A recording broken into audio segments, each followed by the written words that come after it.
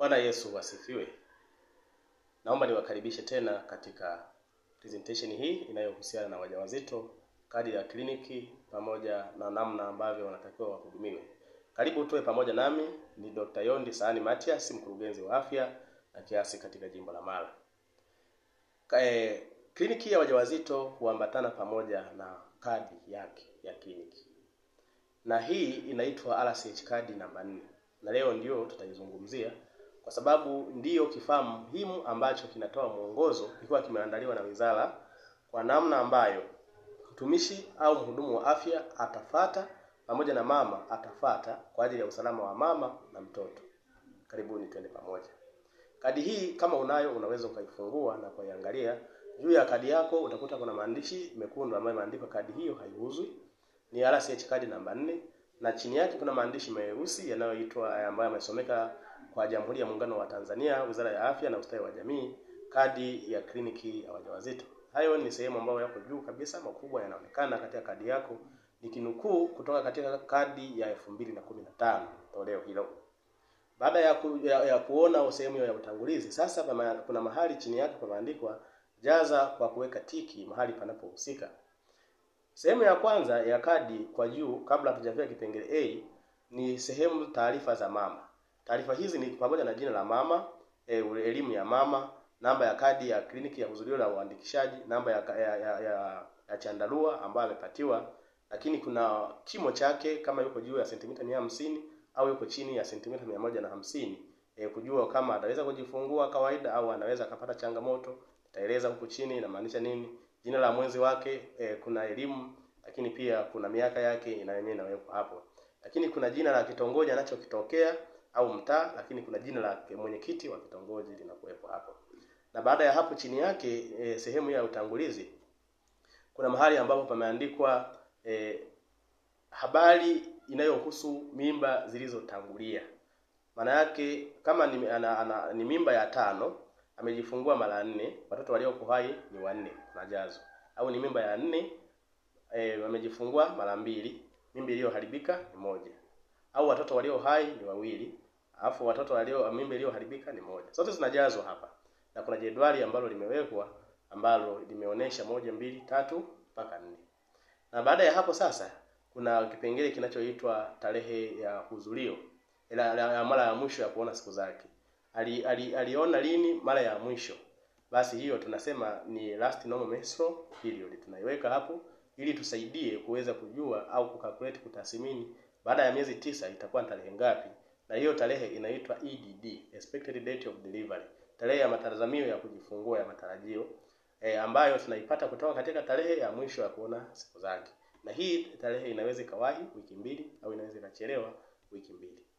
Sasa baada ya kuyaona hayo, twende moja kwa moja kwenye sehemu A. Sehemu hiyo A imesema weka alama ya tiki panapohusika, lakini pale ambapo patakuwa na tiki, maana yake hizi ni changamoto ambazo mama kama atakuwa nazo, unatakiwa umpeleke kituo cha afya, hospitali ya wilaya au ya mkoa kwa sababu ya kupata huduma. Kama wewe ni kituo cha afya na una uwezo wa kummanage au kukaa na wewe mgonjwa, basi yuko sehemu sahihi. Na wewe nijipime kama ni zahanati, unakuta kuna moja ya alama zimewekwa hapa, huyo sio wa kwako, mpeleke kituo ambacho kinafuata. Basi jambo la kwanza ni umri wa miaka chini ya 20. Mtoto anashika mimba au binti anakuja na miaka 19, 18, huyo anatakiwa uweke tiki kwa sababu huyu bado ni mtoto kisayansi. Sijasema kijamii, kisayansi bado ni mtoto, nyonga zake bado hazijakomaa. Lakini pia kuna miaka 10 au zaidi kutoka katika mimba ya mwisho. Unakuta mtoto mama ana mimba ni ya 3, lakini mimba ya pili aliibeba 2010, lakini leo 2025 ndio anakuja na mimba ya 3. Kwa hiyo ni zaidi ya miaka 10 imepita. Huyo naye weka tiki. Lakini pia kujifungua kwa operation, kama ana historia ya kujifungua kwa operation, huyo unatakiwa umzingatie kujifungua kituo cha afya. Lakini pia kuzaa mtoto ambaye amekufa au mtoto kufariki baada ya kujifungua ndani ya wiki 1. Huyo naye unabidi umuulizie mama. Kama ana historia hiyo, utakuwa kuweka tiki. Lakini pia kuharibika mimba zaidi ya 2. Hiyo nayo unatakiwa kuweka tiki.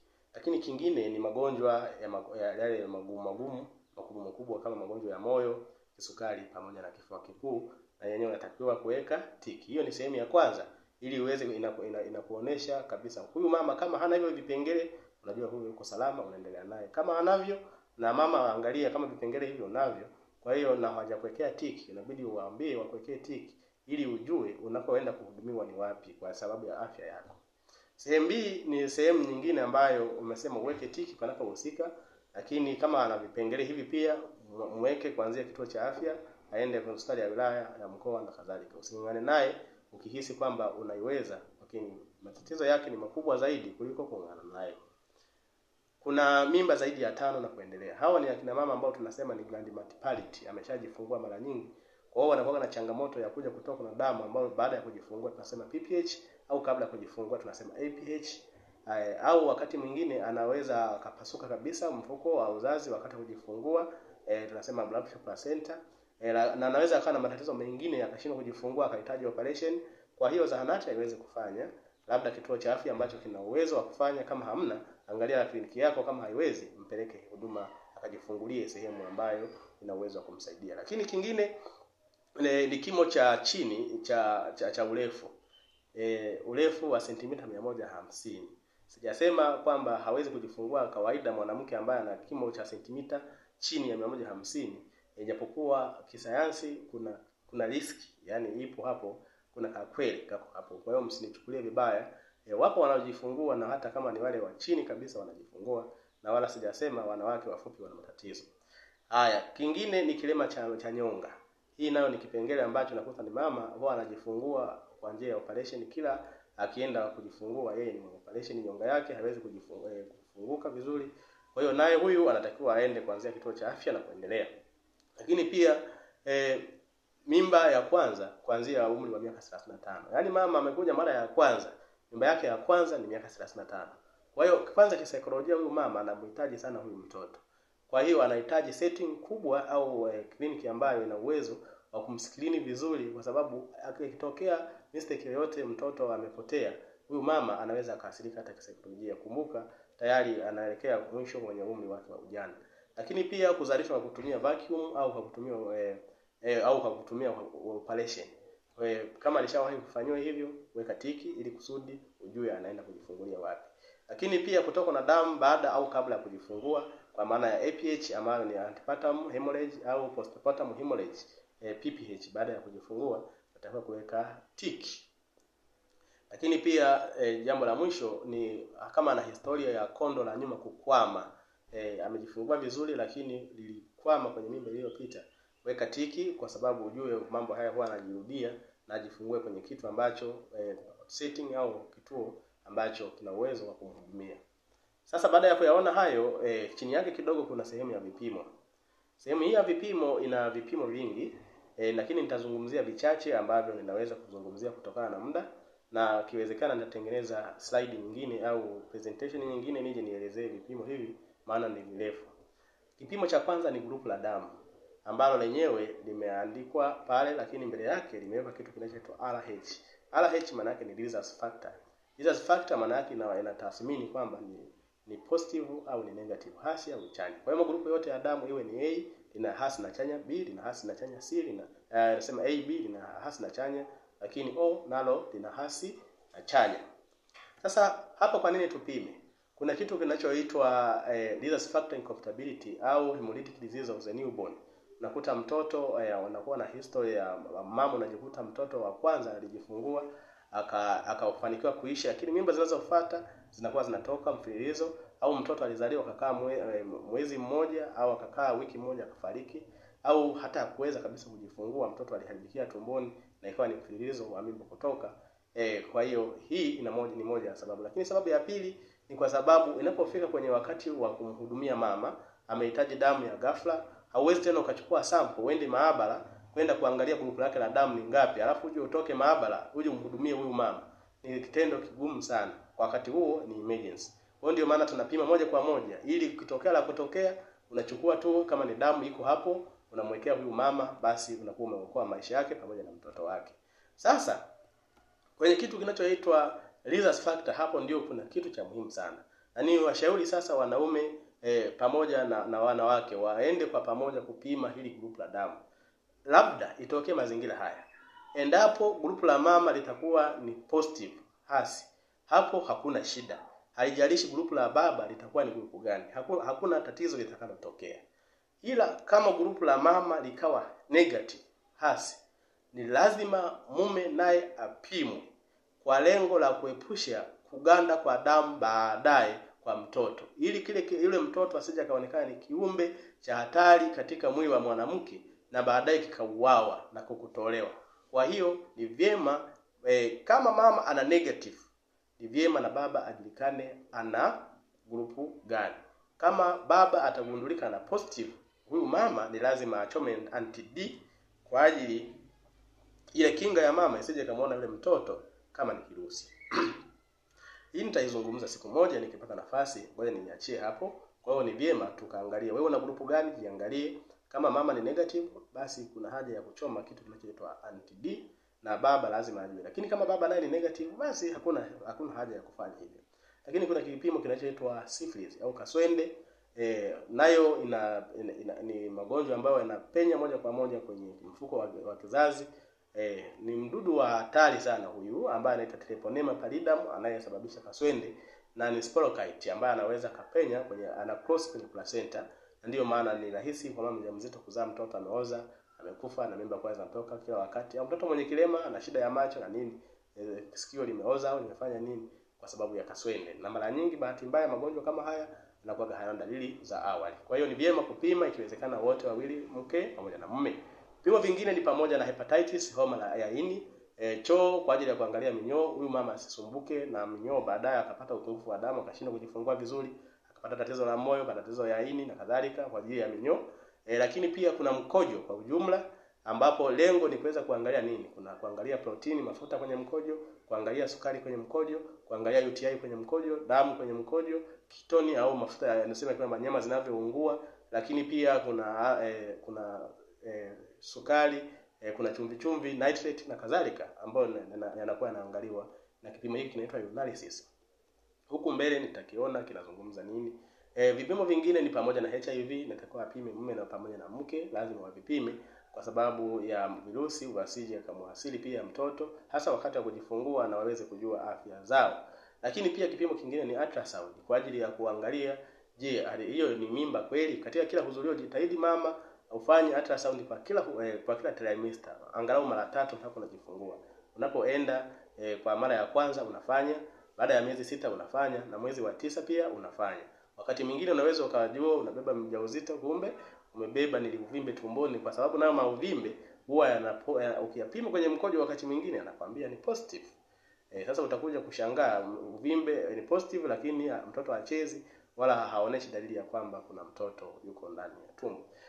Hayo ni baadhi ya vipimo hivyo vichache katika sehemu B. Nikipata nafasi nitaeleza kwa undani zaidi. Sasa ukigeuza nyuma yako kadi yako ina sehemu ambayo imeandikwa rekodi ya mahudhurio. Chunguza vyote. Haya ni maelekezo ambayo anapewa mtumishi wa afya. Imeandikwa kwamba chunguza vyote.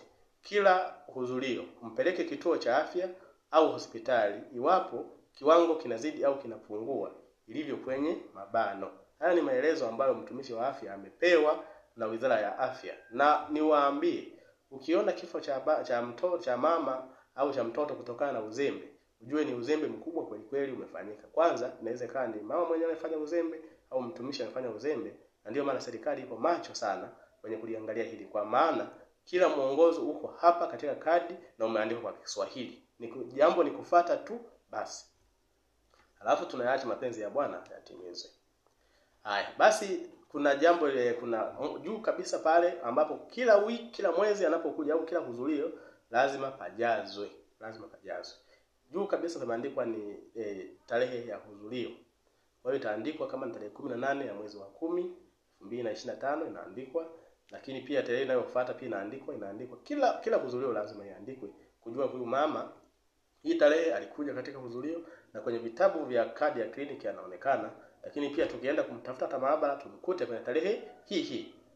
Jambo jingine ni uzito. Lazima tujue uzito wake ukoje. Je, uko mzuri au unazidi kupungua? Na kama unapungua kwa sababu gani? Lazima tujue, ikiwezekana tumshauri kama ni habari ya lishe na mambo mengine tuweze kumshauri.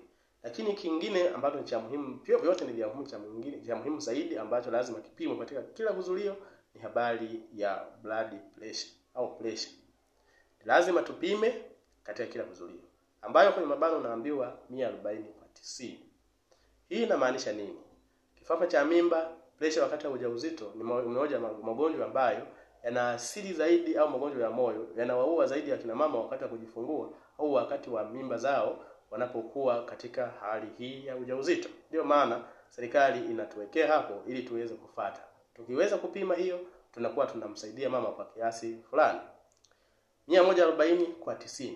Ikizidi hapo, anza kufikiria kuhusu habari ya kifafa cha mimba, pressure kwa mjamzito, au kitu chochote kile, kitu gani kinapelekea huyu mama pressure yake iweze kupanda. Haya, baada ya kupima hiyo pressure, kwa hiyo pressure inatakiwa iwe chini ya 140/90. Iwe chini hapa.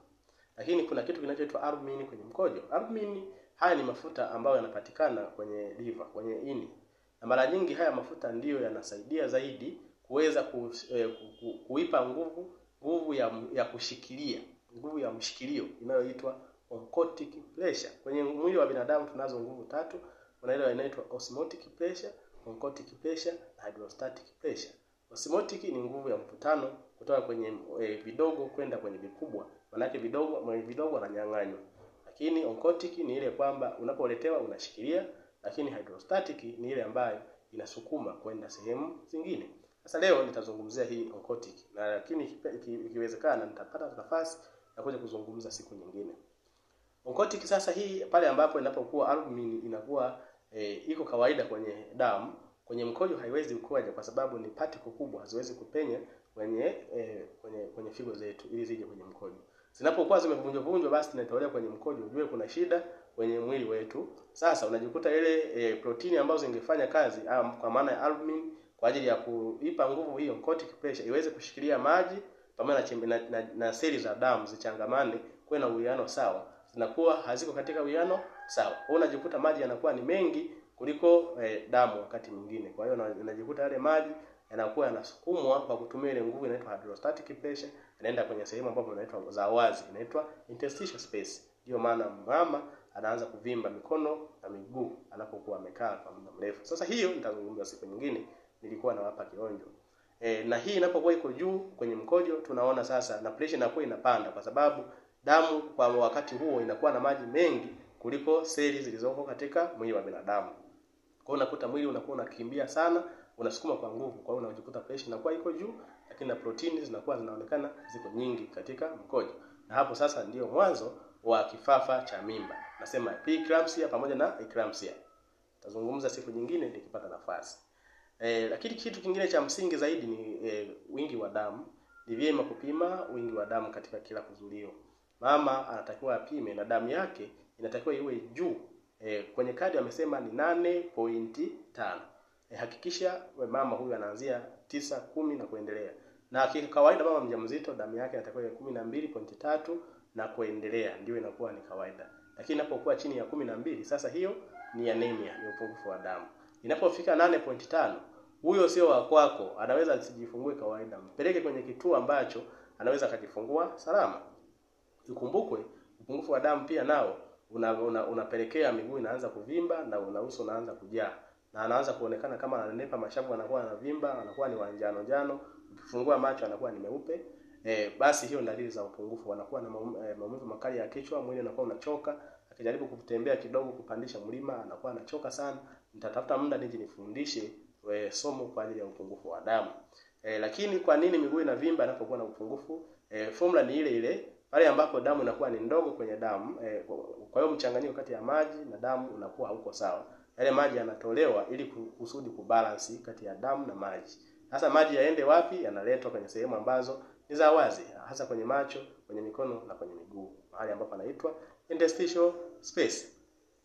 Lakini baada ya kuona hilo, kuna kipimo kinachoitwa mkojo kwa ujumla ambacho ndani yake sasa ndio utaona haya maprotini, lakini tutaangalia na sukari. Sukari, kwa nini tuangalie sukari? Mama mjamzito huwa wakati mwingine wana develop au wanapata kitu kinachoitwa gestational diabetes, kisukari wakati wa ujauzito. Hiyo nao ni somo nitapata nafasi nije nilizungumzie.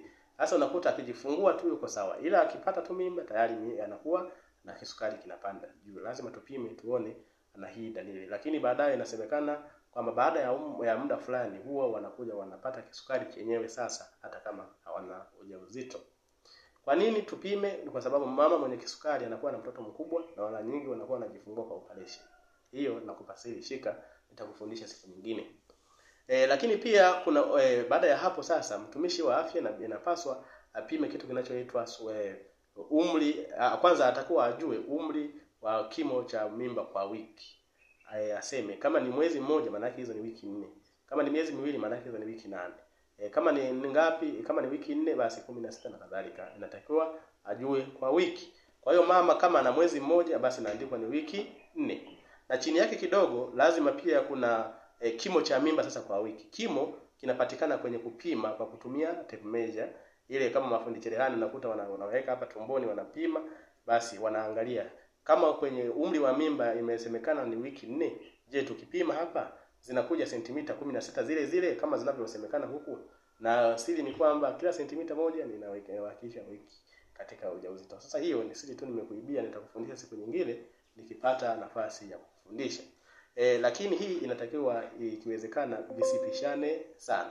Viende angalau kwa kukaribiana au viendane kwa sehemu ambayo iko sawa.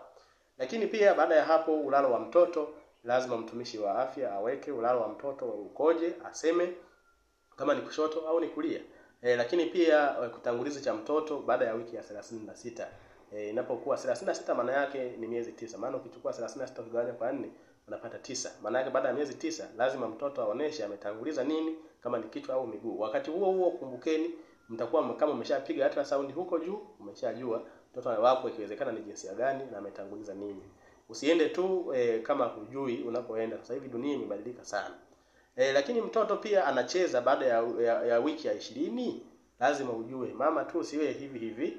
Mtoto wako kama hachezi wiki ya 20, maana yake miezi 5 na kuendelea hujasikia kama mtoto anacheza au hamna. Hiyo ni habari ambayo unatakiwa uwe na ushtuke katika kichwa chako na uchukue hatua haraka. Lakini mtumishi pia anatakiwa ajue na kuulize na aseme kama mtoto anacheza au hachezi.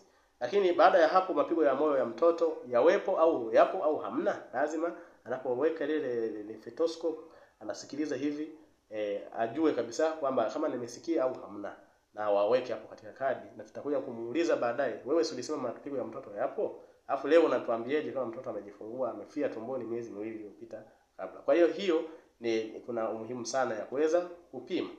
Lakini pia kuna kuvimba kwa miguu.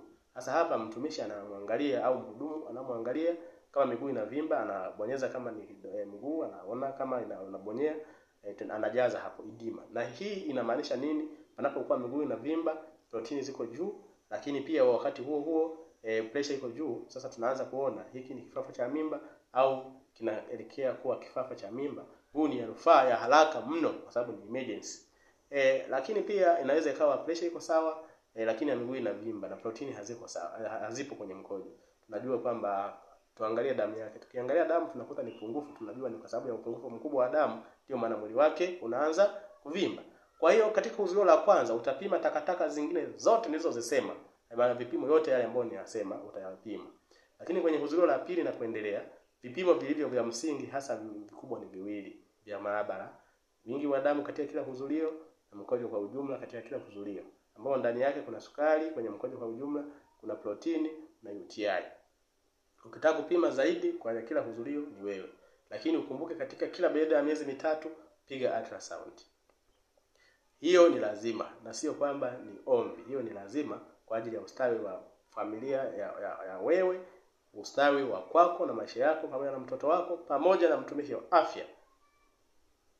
Basi baada ya hapo hapa natakiwa mama apewe kitu kinachoitwa ferrous sulfate, vidonge vyekundu hivi. Siku moja nitaelezea hemoglobin ambayo ni damu ikigawanyika inatengeneza hypohemoglobin, ambao baadaye kuna moja inaenda kutengeneza iron na nyingine sasa inakuja huku kuja kutengeneza nyongo katika ile ini. Sasa hiyo nitazungumza siku nyingine. Na hii ferrous ukitoa inaenda kuzalisha seli mpya, alafu ferrous folic acid inaenda kuunganisha kama ni seli ilivunjika inaweza kani kwa sababu ya malaria au kitu gani kingine, inaunganisha inakuwa seli inakuwa inarudi kwa upya na damu inaongezeka. Kwa hiyo fefo vile vidonge vyekundu ni lazima mama apewe viwili kwa siku, sio kimoja. Ni viwili kwa siku. Hiyo mshike mama mjamzito, elewa hilo, na hata mtumishi wa afya uelewe hilo. Ni vidonge viwili kwa siku. Kama ni asubuhi na jioni au vyote anameza jioni, sawa. Lakini kidonge kimoja cha kile cha njano kinachoitwa folic acid kila siku lazima ameze. Kwa ana vidonge vitatu vya kuongeza damu. Hiyo ni lazima na sio ombi, lazima iwe hivyo. Lakini baada ya hapo anabidi apewe vidonge vitatu vya malaria kuanzia wiki ya 14. Maana yake wiki ya 14 miezi mitatu na karibia miezi minne hapo. Amebakiza kama wiki 2 hivi kufikisha miezi minne, anapewa SP.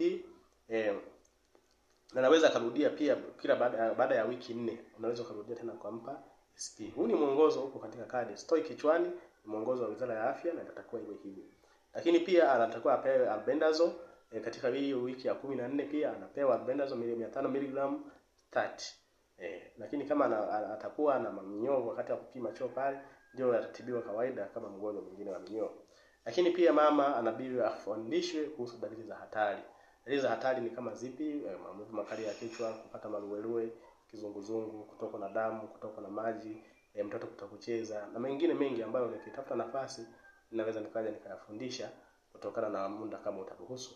Lazima mama aeleweshwe. Lakini pia uzazi wa mpango lazima aeleweshwe pia kwamba pamoja na haya kuna kitu kinachoitwa uzazi wa mpango, unaweza ukafanya 1, 2, 3 na akachagua, ukampa nafasi mama ya kuchagua na sio kumlazimisha.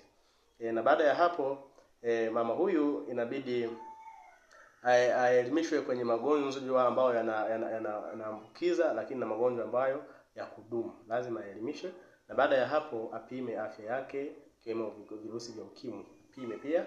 Na baada ya hapo inabidi aelimishwe kuhusu habari ya kujiandaa kujifungua. Hii ni jambo la muhimu mno.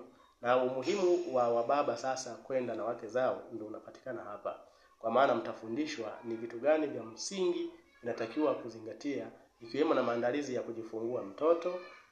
Mnatakiwa mwe na vizuri kifedha, muandae mabeseni, muandae kama ni mipira, muandae kama ni ya kutandikia na mamaki toshi na mengine mengi. Lakini fedha na namna gani mtasafiri wakati wa kwenda kujifungua. Kuna baba yuko tu mke wake anafia kwenda kujifungua, hajui hata namna gani atasafiri kwenda. Hiyo ni hatari sana katika maisha ya binadamu. Tusije tukasingizia wachawi bure, lakini sisi wenyewe natakiwa tujiandae. Na baada ya hapo sasa anatakiwa mtumishi aseme hapo chini afya yake ni nzuri, ni mbaya au ni vipi. Alafu baada ya hapo jina la mhudumu lazima litolewe, cheo cha mhudumu na saini ya mhudumu natolewa. Hicho ni kipengele namba B, kinakuwa kimeishia hapo. Lakini kipengele namba C ni cha mwisho kabisa katika kadi, ambacho unaweka vidokezo vya mimba ya kuangalia katika huzulio. Vidokezo vya mimba vya kuangalia katika kila huzulio.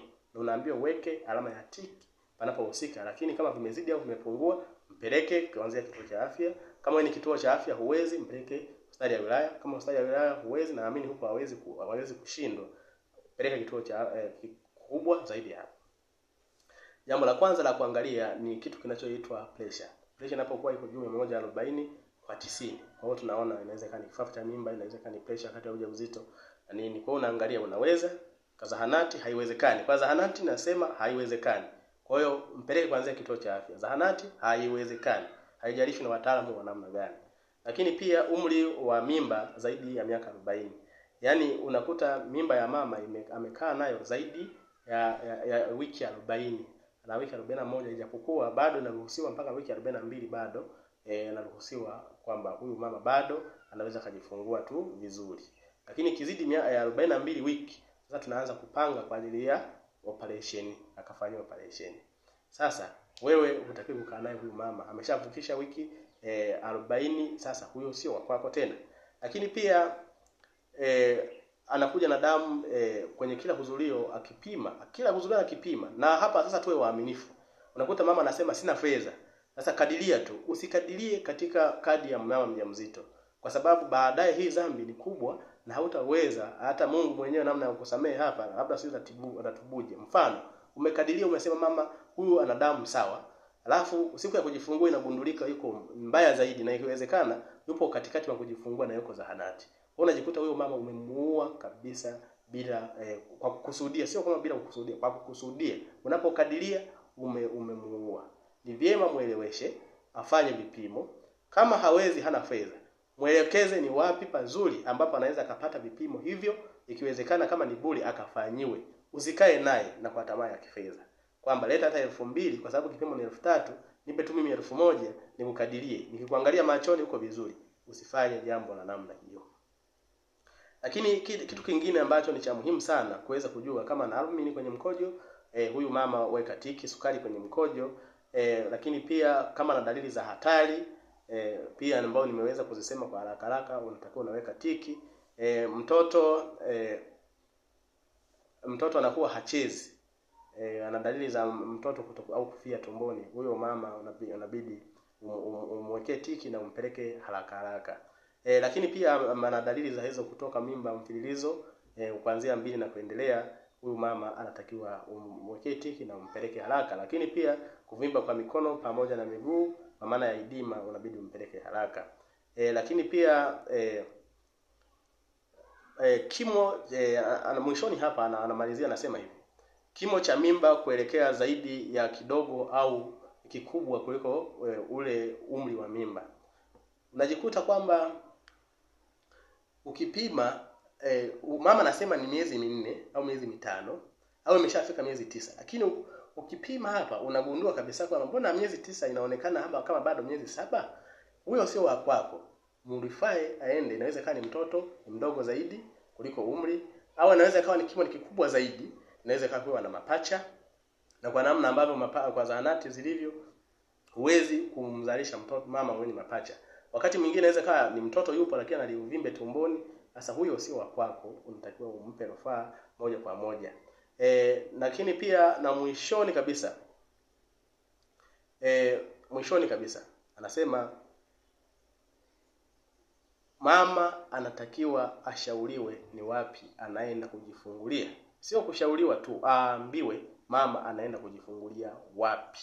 Hiyo ni jambo la muhimu mno na kuweza kuizungumza mapema. Sio mama mje umshtue siku ya anakuja kujifungua uchungu umembana ndio namwambia wewe utaki kujifungulia hapa. Huyo mama na akikushtaki anakufunga kwenye habari hiyo. Na unatakiwa ujaze, kwa sababu mimi kwamba mama anataka kujifungulie wapi. Hata kama anaendelea na kliniki kwako, ila ikifika muda wa kujifungua awe amejua na wewe umesaini. Na ndio maana tunataka usaini ili kusudi tuwe tukukamate siku moja kifo umefanya uzembe. Baada ya kusema hayo, basi niwashukuru sana kwa muda wako wa kunipatia kwa kuweza kunisikiliza, lakini wasihi tufanye sehemu yetu. Watumishi tufanye sehemu yetu, lakini wamama pamoja na familia tufanye sehemu yetu. Unatakiwa kufanya vipimo katika kila hudhurio la kwanza. Fanya vipimo, fanya ultrasound, pima grupu la damu, pima wingi wa damu, pima kaswende, pima malaria, pima mambo yote ambayo yanahitajika katika hudhurio la kwanza. Ukiwa hiyo siku umeshindwa kukamilisha, rudi kesho, rudi baada ya wiki, kamilisha vipimo vyako kabla ya hudhurio la pili halijafika. Lakini hudhurio la pili mambo yanajulikana. Pima uzito, pima pressure, pima mkojo kwa ujumla, pima wingi wa damu, pewa SP, pewa folic, pewa albendazole au mebendazole na kadhalika. Usije ukapuuzia mambo haya. Yanatakiwa kujazwa kila mwezi inapokuwa inafika. Bwana wabariki. Asanteni kwa kunisikiliza. Karibuni na Kamnyonge, karibuni na Nsio, karibuni na Bongona. Utiama tunawakaribisha kule Bukama SDA, lakini Busegu SDA pote pana kliniki na huduma hizi zinatolewa bure kabisa kwenye habari ya kliniki, chanjo pamoja na dawa za mama mjamzito. Vipimo tu ndio unalipia. Bwana wabariki sana. Asanteni kwa kunisikiliza.